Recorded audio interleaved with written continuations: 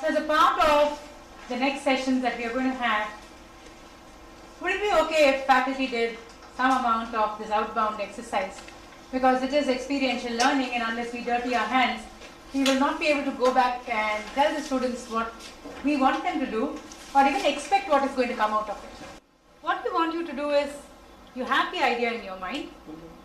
We'll give you about half an hour's time. Try and find out what is the problem maybe anybody would have, and whether you can use your idea to solve that problem.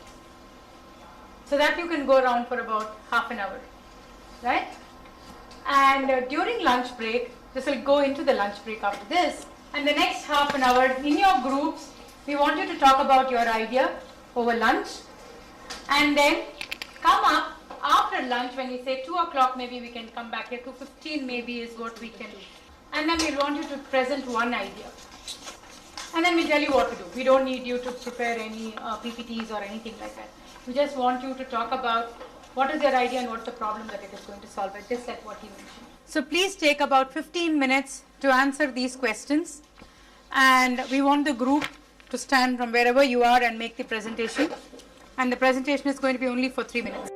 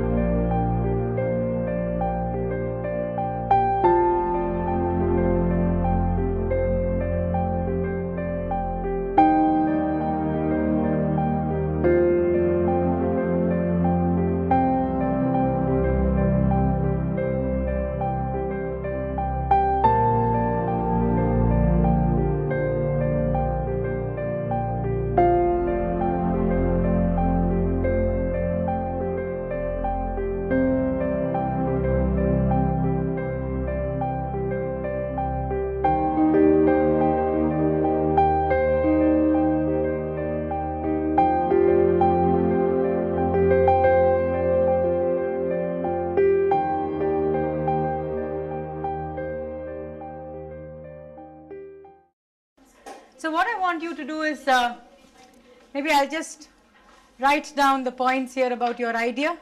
I gave you a few questions. Some question being, what is the big problem it's going to solve? Who do you think is going to buy it? Then we also have, who else is making this? How different is your product or service from what is being sold now? Do you have the right knowledge or infrastructure to do this? And finally, what are the 3 major challenges or risks that you foresee in executing this?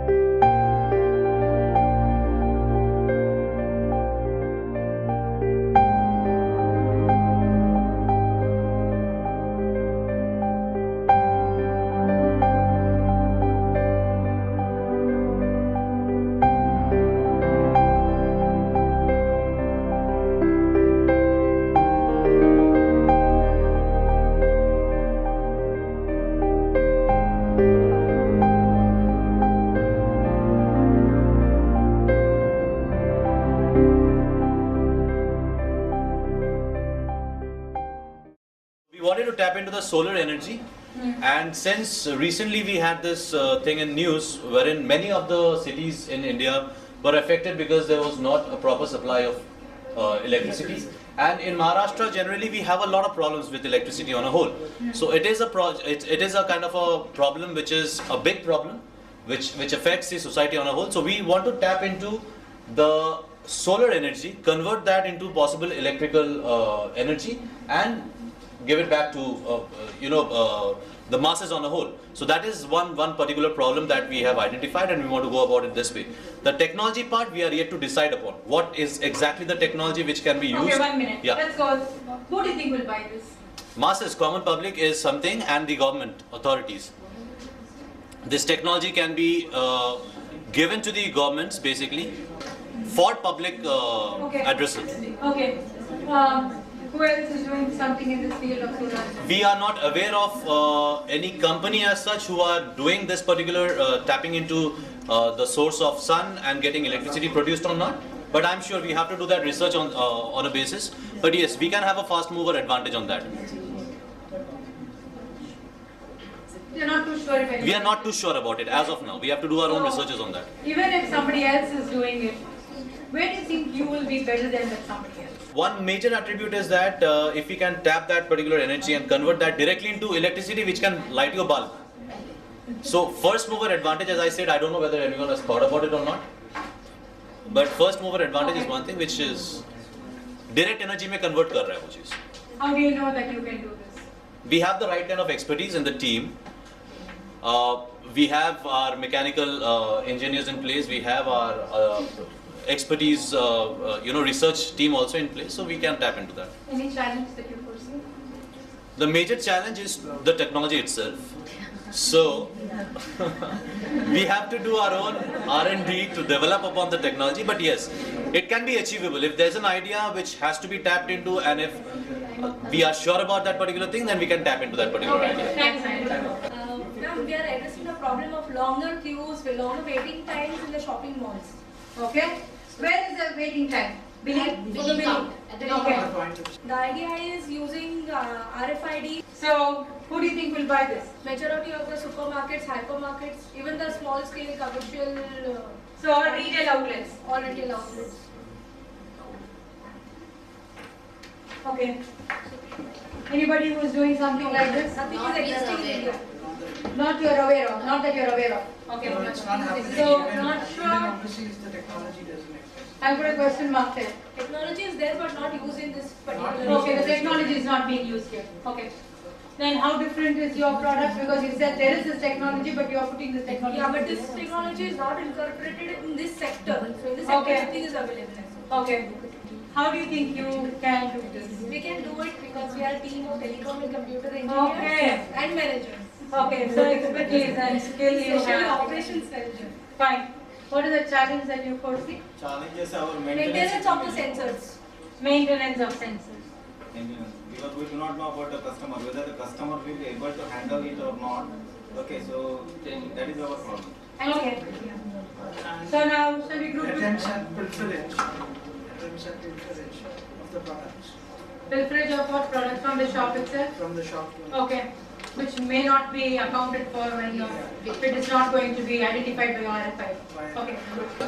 Afternoon, everybody. We had an interesting chat with the postman. Okay, so our the problem is first what we say, right? Yeah. What's the The problem is low efficiency in the daily mail sorting system by the postman in the post office. I repeat, low efficiency in the daily mail sorting. mail system. sorting? Okay. Yeah. The idea is an automated snail mail sorting machine. Whatever. AVS. Automated. Okay. Snail mail sorting machine. Okay. The next one is why do we think that this is this problem? Who will buy this? Post office, couriers, and rely on startup parts. So the electricity distribution systems. No one is making the product as yet, is what we believe. We don't know. Okay. And why do we think that we have the right resources? Because we are a mixture of engineering, construction, telecom infrastructure. So, how different is your product from the existing one? Our product is different from the existing one by because we make it much faster. It's automated. Okay. It's automated. It's faster. Faster. Yeah. Okay. And what are the problems Challenge. and challenges? Convincing government, because government is going to be our customer. So the post office, postal department. One more thing in the team, why we think we have the right resources, is that we know somebody who's in the postal department, senior person, contacts. Okay.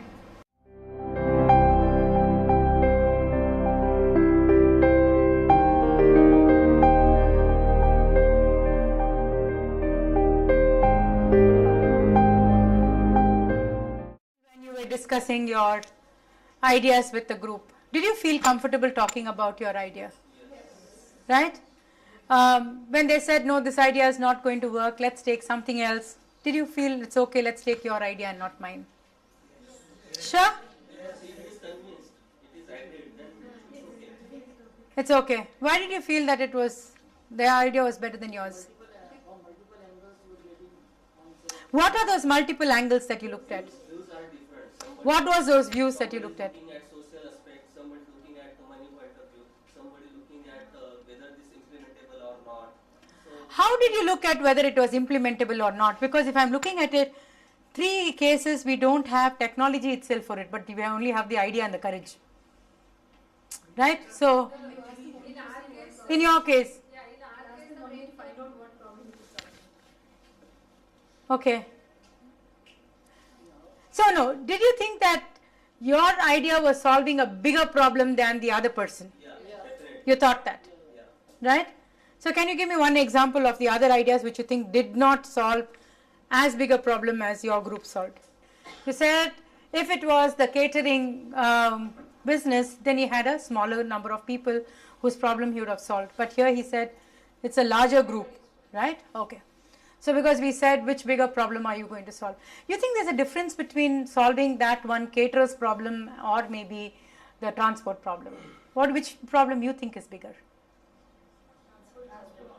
Transport. Why do you think that's a bigger problem? I think Raj was talking about it just before we left. Because more people will buy it. When more people buy it, what happens? More revenue comes in. So that is the reason he said you get more money when you're solving a bigger problem. Okay? Now let's look at several more questions. When we're looking at ideas to say that whether this idea is going to be feasible or not, you have asked several questions among yourselves, right? One was whether it's going to solve a bigger problem, which we said check out on that. Secondly, what else did you look at? Did you look at to see whether you're going to get more money here or not? You did look at that? Okay. So when do you think you'll get more money? When more people buy it. When you say more people buy it, that means you need to have more customers who are going to buy your product. And not just that, we are also looking at will they buy in future? It's not just now. Yeah, scalability. You are looking at growth. You are looking at if I've been able to take the smaller market today, can I move to a larger market tomorrow? So you're looking at that. So that means you're looking at the entire customer aspect. But there's a funny thing which came up here. Who else is making it? We find that the opinion here is divided because when somebody said nobody is doing what I am doing now, somebody else said no, there's already somebody else doing it, right? Because you have not identified your competitor as much as somebody else has identified the competitor. Because what happens is you get so emotionally attached to your idea, you fail to understand that there is somebody else already working in this area, right? And you always have this feeling that your idea is definitely much better than the other person's idea. Maybe some of you said maybe somebody is doing, maybe I'm not too sure. That was one group. But then if you look at it, there's somebody very vehemently said no. Except in this first group, the solar renewable energy, they said yes, there is high competition there, but I know I'm going to give you something which is different, maybe in the form of a hybrid. Did you look at that? Because you know there is high competition there, you are trying to stand yourself little away from there.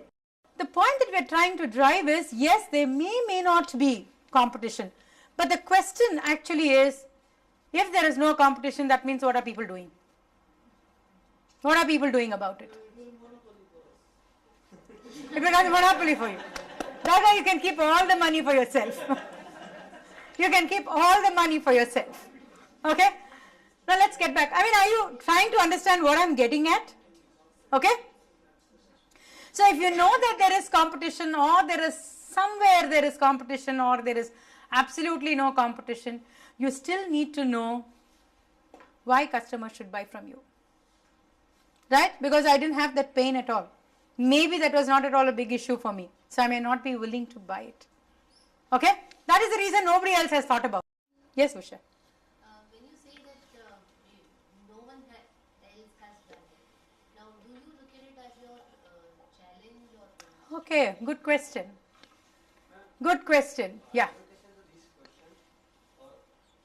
Can we also, are you suggesting that there is no market existing or Yeah, no need for that? Okay, I'll come back to that. That I'll do it maybe. Hold on to that question. I'll come back to that after some time. But that's a very good question. She says, if nobody else is doing it, that means there is no competition. What does it mean? Is it your strength or not? So I'm asking you this question so that we can make it like a little debate. I'll give you maybe 2-3 minutes on this. It's okay, but for development, I think so they should be competitive. They should be competent to do that. Yes, Ashutosh. Many a time people are reluctant to accept new things. Mental roadblocks. Difficult to? Accept new things. New things. So they don't want to change. They don't want to. They don't want to change. That means customers don't want to change. They're happy with what they are getting. Okay. So coming back again to that same question, if the customer's force of habit to change to something else is not going to be too expensive, then maybe he'll fall in line. And if he has to pay for it that high, then look, he will look at the kind of benefit that he's going to get out of it. Maybe what we call it as 10x. 10 times more benefit if I'm going to get, I'll definitely pay for it. Again, coming back to that question, maybe I'll look at it differently. If your competition is very high, then constantly what happens is each one of you are trying to get the customer by reducing your price. So there is always this constant price war. So nobody wins except the customer. Daga said, excellent, it's monopoly for me. I will sell everything and make my money. Right? Okay, if there is a product need, then it becomes monopoly for him, and if he's able to. But also what happens is they talk about it as a first mover advantage, which may not be there. In fact, it's not a right thing to say that you're first mover, then you get the advantage. I think Raj in the morning gave you examples of AltaVista and other search engines. They never made money, right? They were the first movers. They could have made all the money, but they didn't. But Google made. So it's not really that sure that if you're a first mover that you get all the advantage, right? And there's a possibility you could, possibility that you may not, right? Now, coming back to those questions which we are talking about, we said you're looking at it to say that I don't have competition, I'm fine, I have the expertise, I have the courage, I have the passion, so I'm fine. That's what you have been talking about, right? That's what I gathered and put it on the board. So all this actually comes up and you're defending your idea. When somebody else says no, you said no, that idea will definitely work because nowhere else people are using this. Reason? You're emotionally attached to your idea. Absolutely emotionally attached. Okay, there's again a difference between being emotionally attached and passionately attached, right? Passion, yes. Emotion, no. Right? Because when you're emotionally attached, you fail to see what your product cannot do. Why customers won't buy your product. Right? There's one example which I always like to quote, and this is the best example I can always think of. There was this company which was manufacturing files, and he said they were making the best files, office folders, right, where you put in papers. He said, I make such excellent files that even if you threw it from the 10th floor of the office building, it is not going to get damaged. And this file was not getting sold at all. No customers were coming forward to buy it. So when the brand manager said, why is it that my file is not selling? The sales manager said, but our customers are not planning to throw the files off the 10th floor of our building. That means customers really don't need such strong a file. So what you think is your product and is the best, customers don't see it in the same way. Right? That's the first thing which we talk about, that emotional part of your product, that you're getting totally attached to that. Are we okay? Fine. So the first lesson is try to be more objective about your product and your idea to see whether it is really going to solve that customer problem.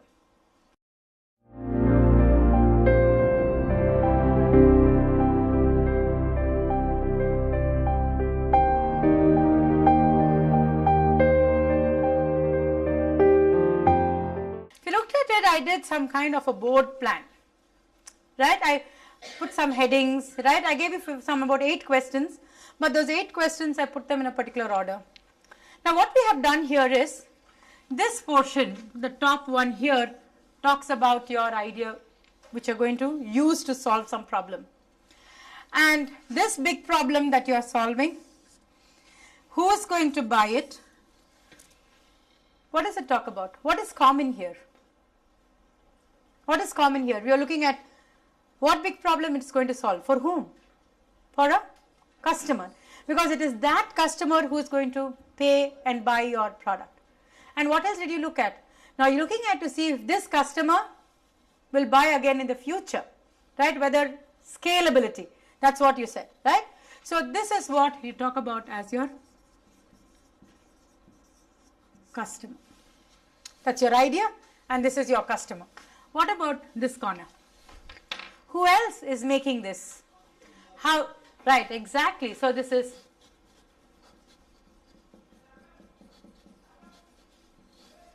competition. And what is this in the middle here? Do you have the knowledge and infrastructure? What challenges do you foresee, or what risks that you think you have? What are we talking about here? Who will implement? Your competency, right? So we're looking at what is your capability, your competence, or your capacity to implement this, because you're looking at it as, does your team have the strength to do it? Secondly, we're also looking at what is the risk that you're willing to take, because that is what is translated in the terms of challenges. Okay? So we are actually looking at 3 C's here. One is your customer, the other one is your competition, and the third one is your competency or your capability. Okay? Are we clear with this? So even if you ask any questions, right, relating to your objectively looking at it to see if this idea is going to be workable or not, you'll find that somehow these questions will fall under any of these 3 categories. So if you're able to address at least these 3 major issues, you're sure that, your product can move on, your product idea can move on to the next stage. The next stage will be what? Start working on the prototype. But you cannot work on the prototype unless you know there is a customer who is going to buy it, who is my competitor, and how is it that I'm going to be different from my competitor, what is the capability and the competency that I have as against the others, right? And the other lesson that we learned here was, try to keep away emotions from your, what? In your feasibility study, or what we call as the evaluation of your opportunity. So I'm just showing this so that we reiterate with what we have done. The reason that we need to do this opportunity evaluation is to avoid failure, the incidence of failure in your business. If you don't do this test drive to understand whether your product can move on to the next stage, imagine the kind of money that you would be spending in taking the product forward, manufacturing it, and not find customers. I want to maybe reflect on these points, because these are the points that we covered so far. No regulation, somebody mentioned that, right? You will be able to sell your product only if you think that you can convince the government. That means you're looking forward for some regulatory changes. The reverse can also happen. The government changes its mind and changes the regulation, then you cannot sell your product at all there. So there might be some regulatory changes that would affect. It could also happen because of one single supplier to give you that chip. If he says, no, I'm going to hike up the prices, or maybe I'm going to sell you only the N number, which is going to be much less than what you require, then you find that again would affect your implementation, right? So look at it here, we're looking at the customers, the competition, and also what is your team's strength in order to deliver this to the customer. So what we did was, we identified 3 C's, right? Customer, competitor, and the capability. In other words, the customer would be called as the market, because that's where you're going to be selling your product, and the aggregate of customers is called your market. Competitors are other people who are going to be selling the product to these customers. So together you become the industry. And the capability is nothing but the team strength.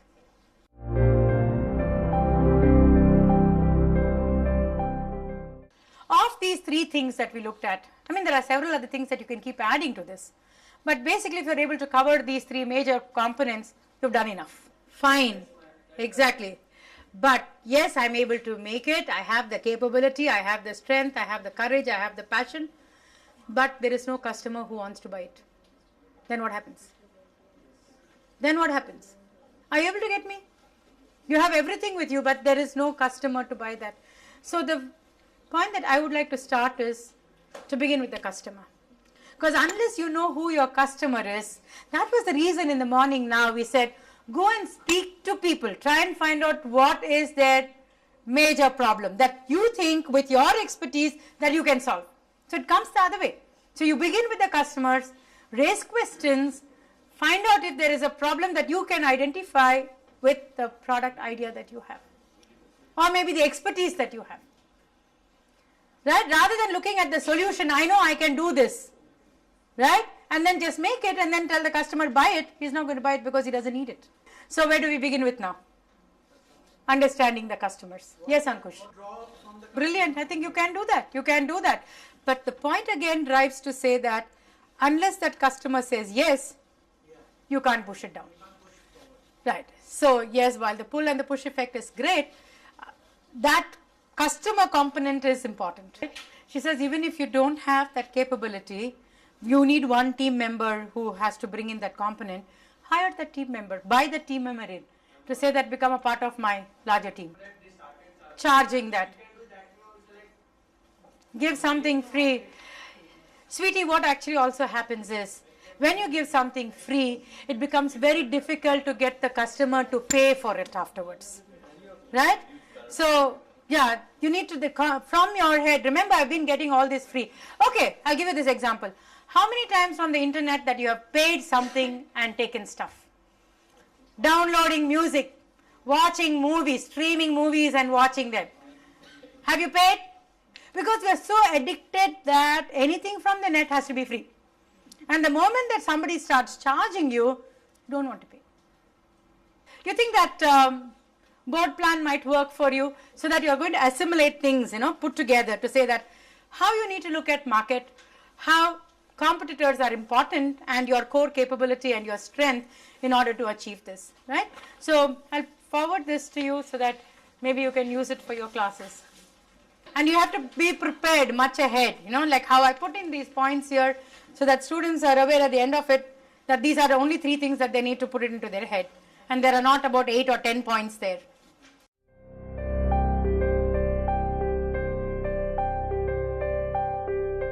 Think that the exercise of going out, observing things is a good motivator for our students to really look at problems and come back with ideas? Is it good? Good. Point of caution. We may have 2 sets of students in our class. Okay. How do we do the same exercise with both the students?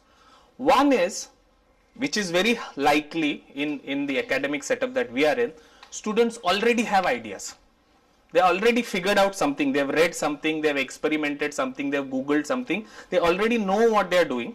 Okay, so they have come with a set of ideas, like all our friends on the last bench.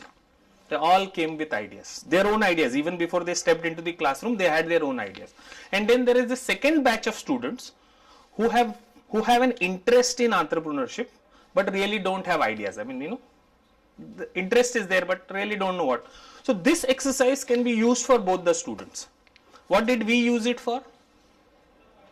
To go out and seek ideas. That is one part of the exercise. Second part of the exercise, you have an idea. Please go out, do the same activity, validate your ideas and come. Okay? One is seeking ideas, one is validating ideas. I had an idea, now I went out and like you said, I spoke to 5 people and I discussed with real life participants of that idea and now have come back with a better idea. Students 1. For students 2, it will be good. I went out, I actually realized that this is the gap that exists in the marketplace and I think I will be able to do something in this space. Easy to do exercise. Okay, stimulates the brain, feel good in an outdoor environment. Good. Can we take this back to the class? Okay, we have a teaching note that we will share with you at the end of the session that actually talks about how we can do this in our class.